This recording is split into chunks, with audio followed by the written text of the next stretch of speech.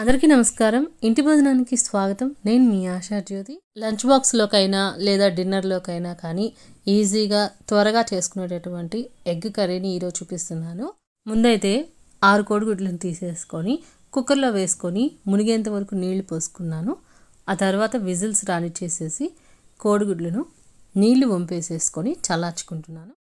ఈ లోపల చక్కగా కావలసిన ఉల్లిపాయలు అలాగే టమాటాలు అన్నిటినీ కూడా కట్ చేసేసుకొని పెట్టేసుకున్నానండి. అలాగే కోడిగుడ్లు అనేవి చల్లారిపోయాయి. వీటిపైన పెంక్ అంతా కూడా తీసేసి పక్కన పెట్టాను. ఇప్పుడు స్టవ్ వెలిగించుకొని మందపాటి గిన్నె పెట్టుకున్నాను. 3 టేబుల్ స్పూన్ల నూనె వేసుకొని దాంట్లోకి ఆవాలు, జీలకర్ర, పచ్చిశనగపప్పు వేసేసుకొని దోరగా వేయించుకుంటున్నాను. ముందుగా ఆవాలు జీలకర్రని చిటపటలాడిన తర్వాత చివరిగా పచ్చిశనగపప్పు వేసినట్లయితే అవి చాలా చక్కగా వేగుతాయి.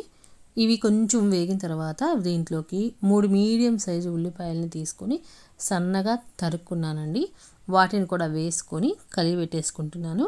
ఇప్పుడు ఒక రెమ్మ కరివేపాకు కూడా వేసుకొని ఉల్లిపాయలని రంగు మారేంత వరకు కూడా వేయించుకోవాలి.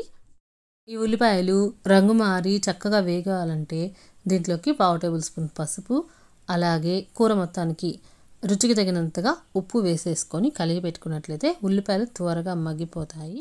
స్టవ్ని సిమ్ టు మీడియం ఫ్లేమ్లో కనుక పెట్టుకొని ఉల్లిపాయలు వేయించుకుంటే ఇవి చక్కగా వేగిపోతాయండి. అలాగే దగ్గర పడిపోతాయి. ఈ లోపల మధ్య మధ్యలో గరిటెతోటి కలిగి పెట్టుకుంటూ ఉండాలి. వీటి కోసం ఎక్కువ టైం పట్టదండి. ఈ లోపల మనము టమాటాలని కట్ చేసుకుందాము. నేను ఇక్కడ యాపిల్ టమాటా అంటే హైబ్రిడ్ టమాటాని తీసుకొని ఈ విధంగా ముక్కలుగా చేసుకున్నాను. తర్వాత వీటిని మిక్సీ జార్లోకి వేసుకొని ప్యూరీ లాగా రెడీ చేసుకుంటున్నాను. నేను దాదాపుగా 1/2 కిలో వరకు కూడా టమాటాలను తీసుకున్నాను. ఈ విధంగా గ్రైండ్ చేసుకోవడం వల్ల మనకి టైం అనేది సేవ్ అవుతుంది. ఈ లోపల మనకి ఉల్లిపాయలు చక్కగా దగ్గర పడిపోయాయి. ఇప్పుడు వీటిలోకి మనం రెడీ చేసి పెట్టుకున్నటువంటి టమాటా ప్యూరీ మొత్తాన్ని కూడా వేసేసుకుందాము. అయితే ఇక్కడ టమాటా ప్యూరీ అనేది నీళ్ళు అనేవి అసలు వేయకుండా గ్రైండ్ చేసుకున్నామండి. ఇప్పుడు ఇది పచ్చివాసన అంతా పోయేంత వరకు గరిటెతోటి కలిగి పెట్టుకుంటూ వేయించుకోవాలి. అంటే ఈ టమాటా గుజ్జు మొత్తం కూడా ఉడుకు పట్టాలన్నమాట. అప్పుడు వరకు కూడా మనం గరిటెతోటి కలిగి పెట్టుకుంటూ ఉండాలి. టమాటాలని గ్రైండ్ చేసుకున్న వెంటనే మనకి ఈ విధంగా లైట్ పింక్ కలర్లో కనిపిస్తూ ఉంటుంది. తర్వాత ఇది ఉడికిన తర్వాత మనకి చక్కటి రెడ్ కలర్లోకి వస్తుందండి. ముఖ్యంగా టమాటాల్లో లైకోపిన్ అనే పదార్థం ఉండటం వల్ల వాటికి మంచి ఎరుపు రంగు అనేది వస్తుంది. ఈ లైకోపిన్ అనేది మన కంటికి చాలా బెనిఫిట్స్, అంటే కంటి చూపు మెరుగుపడటానికి చాలా బాగా ఉపయోగపడుతుంది. ఇప్పుడైతే ఈ టమాటా గుజ్జు మొత్తం కూడా చక్కగా ఉడికిపోయింది. ఇప్పుడు దీంట్లోకి 1 టేబుల్ స్పూన్ వరకు కూడా ప్లెయిన్ ఎండుకారాన్ని వేసుకుంటున్నాను. ఇప్పుడు దీన్ని కలిపి పెట్టేసిన తర్వాత గ్రేవీ కన్సిస్టెన్సీ కోసం కొంచెం నీళ్లు పోసుకోవాలి. నేను దానికోసం అని చెప్పి మిక్సీ జార్లో కొంచెం నీళ్లు పోసుకొని తొలి పోసుకుంటున్నాను.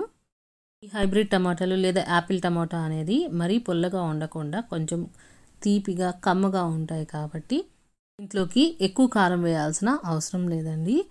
ఇప్పుడు మనం పోసుకున్నటువంటి ఈ నీళ్ళతో పాటుగా టమాటా గుజ్జు మొత్తాన్ని ఇంకొక 5 నిమిషాల పాటు ఉడికించుకోవాలి. ప్రతిరోజు మనం టమాటాలు తీసుకోవటం వల్ల మన కంటి చూపుతో పాటుగా హెయిర్ గ్రోత్, స్కిన్ ఎలాస్టిసిటీ అనేది పెరుగుతుంది. దానివల్ల ఇంకొంచెం ఎక్కువ అందంగా కూడా కనిపిస్తారండి. ఈ విధంగా కేవలం కూరల్లోకే కాకుండా సాలడ్స్ రూపంలో కూడా టమాటాలను తీసుకోవటం వల్ల మంచి హెల్త్ బెనిఫిట్స్ అనేవి మనకు అందుతాయి. ఇప్పుడైతే కోడిగుడ్లని చక్కగా ఈ గ్రేవీలోకి వేసేసుకొని ఒక 2 నిమిషాల పాటు వీటితో పాటు కలిపి ఉడికించుకోవాలి. ఇలా ఉడికించడం వల్ల మనము కోడిగుడ్లకి ఘాట్లు పెట్టుకున్నాం కదా, దానివల్ల కోడిగుడ్డు మొత్తం కూడా ఈ టమాటా ఫ్లేవర్ తోటి నిండిపోతుంది అనమాట. అప్పుడు కోడిగుడ్లు చాలా మంచిగా టేస్టీగా తయారవుతాయి. ఇప్పుడైతే దీంట్లోకి 1/2 టేబుల్ స్పూన్ వరకు ధనియాల పొడి, 1 టేబుల్ స్పూన్ గరం మసాలా కూడా వేసేసుకొని కలిగి పెట్టుకుంటున్నాను. కోడిగుడ్లు వేసిన తర్వాత గ్రేవీని కలిపేటప్పుడు ఈ విధంగా ఒక పక్క నుంచి కానీ లేదా మధ్యలో ఈ విధంగా గరిటె పెట్టి కానీ కలిగి పెట్టుకున్నట్లయితే కోడిగుడ్లు అనేవి చెదిరిపోకుండా ఉంటాయి. ఫైనల్గా ఈ విధంగా కొంచెం ఆయిల్ అనేది పైకి తేలుతూ ఉంటుంది. ఇప్పుడు సన్నగా తరిగినటువంటి కొత్తిమీర వేసేసుకొని స్టవ్ ఆఫ్ చేసేసుకుంటే ఎంతో రుచిగా ఉండేటటువంటి టమాటా కోడిగుడ్డు కూర రెడీ అయిపోతుంది. ఇది అన్నంలోకి అలాగే చపాతీల్లోకి కూడా చాలా చక్కగా ఉంటుందండి. ఇక్కడ మీకు ఒక టిప్ చెప్తానండి. కొత్తిమీర అనేది లేనప్పుడు దీనికి బదులుగా మీరు కొంచెం కసూరి మేతిని నలిపి వేసుకున్నట్లయితే చాలా టేస్టీగా ఉంటుంది, మంచి ఫ్లేవర్ అనేది వస్తుంది. చివరిగా నేనైతే స్టవ్ ఆఫ్ చేసేసుకొని దించేసుకుంటున్నానండి. మరి నేను చెప్పిన ఈ పద్ధతిలో కోడిగుడ్డు టమాటా కూరని మీరు కూడా తప్పకుండా ట్రై చేయండి. ఎలా కుదిరిందో కామెంట్ సెక్షన్లో షేర్ చేసుకోండి. అలాగే వీడియో నచ్చితే లైక్ చేసి మీ ఫ్యామిలీస్కి ఫ్రెండ్స్కి షేర్ చేయండి. అలాగే నేను చెప్పినటువంటి టిప్ అనేది మీకు యూజ్ అయిందో లేదో కూడా నాతోటి షేర్ చేసుకోండి. మరి ఇలాంటి రెసిపీస్ ఈజీగా చేసుకోవడం కోసం ఇంటి భోజనం ఛానల్ని సబ్స్క్రైబ్ చేసుకోండి.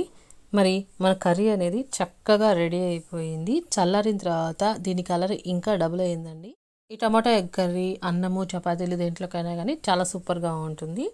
అలాగే లంచ్ బాక్సులకు కూడా చాలా పర్ఫెక్ట్గా సూట్ అవుతుంది. మరి తప్పకుండా ట్రై చేయండి. అలాగే నాతోటి కామెంట్ సెక్షన్లో షేర్ చేసుకోండి. Thank you for watching friends.